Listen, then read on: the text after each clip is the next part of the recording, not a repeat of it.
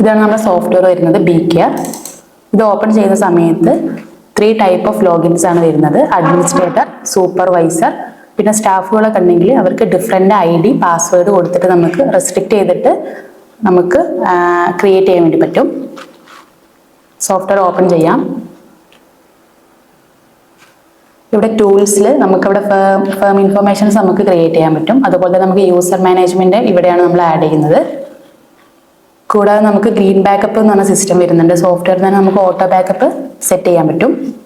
പിന്നെ നമുക്ക് SMS template കാര്യങ്ങളൊക്കെ നമുക്ക് ഇൻറ്റഗ്രേറ്റ് ചെയ്തിട്ട് നമുക്ക് സോഫ്റ്റ്വെയറിൽ ചെയ്യാൻ പറ്റും.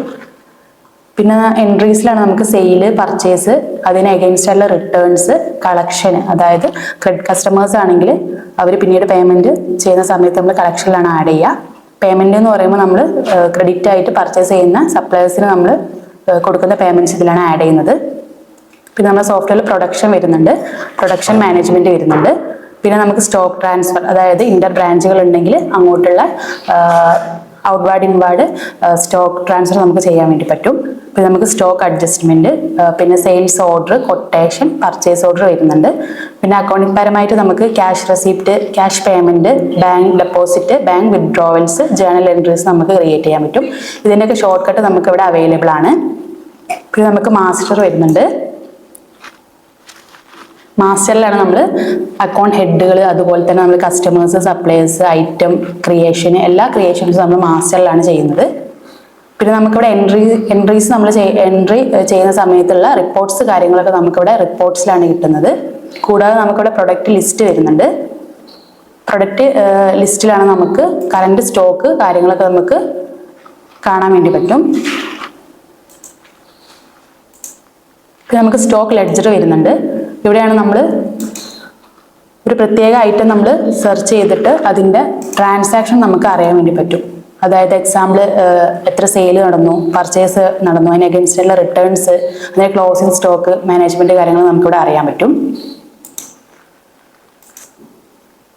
പിന്നെ നമുക്ക് സെയിൽസ് റിപ്പോർട്ടിലൊക്കെ ആണെങ്കിൽ നമുക്ക് ഒരുപാട് കാറ്റഗറി ഫോർമാറ്റ് നമുക്കിവിടെ അവൈലബിൾ ആണ്.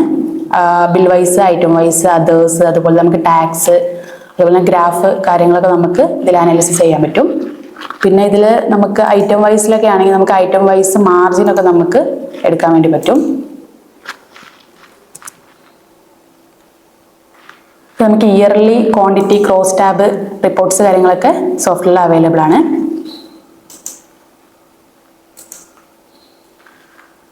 പിന്നെ നമുക്ക് വരുന്നത് എന്ന് പറയുകയാണെങ്കിൽ ബുക്സിൽ നമുക്ക് ക്യാഷ് ബുക്ക്, ബാങ്ക് ബുക്ക്, അതുപോലെ തന്നെ ഡേ ബുക്ക് കാര്യങ്ങൾ നമുക്ക് കിട്ടും. പിന്നെ ledgers, trial balance, balance sheet, trading and profit and loss, അതുപോലെ നമുക്ക് അക്കൗണ്ട് ലിസ്റ്റ് എടുക്കുകയാണെങ്കിൽ തന്നെ നമുക്ക് കസ്റ്റമേഴ്സിൻ്റെ ഒക്കെ ബാലൻസ് എമൗണ്ടുകൾ നമുക്ക് ഐഡൻറ്റിഫൈ ചെയ്യാൻ പറ്റും, ഓൾ കസ്റ്റമേഴ്സിൻ്റെ. അതുപോലെ തന്നെ സപ്ലൈസിന് നമ്മൾ കൊടുക്കാനുള്ള പേയ്മെൻറ്റ്സും നമുക്ക് ഇതിൽ അറിയാൻ പറ്റും. കൂടാതെ ക്യാഷ് ആൻഡ് ബാങ്ക് ബുക്ക് എല്ലാം ഓളായിട്ട് നമുക്ക് എല്ലാ ഡെബിറ്റ് ആൻഡ് ക്രെഡിറ്റ് ബാലൻസ് കാര്യങ്ങളൊക്കെ നമുക്ക് ഇതിൽ ഐഡന്റിഫൈ ചെയ്യാൻ പറ്റും. പിന്നെ കൂടാതെ ഓണേഴ്സിന് എവിടെ നിന്നുകൊണ്ടും മൊബൈൽ ആപ്ലിക്കേഷൻ വഴി റിപ്പോർട്ട്സ് കാര്യങ്ങളൊക്കെ അവൈലബിൾ ആണ്. Thank you.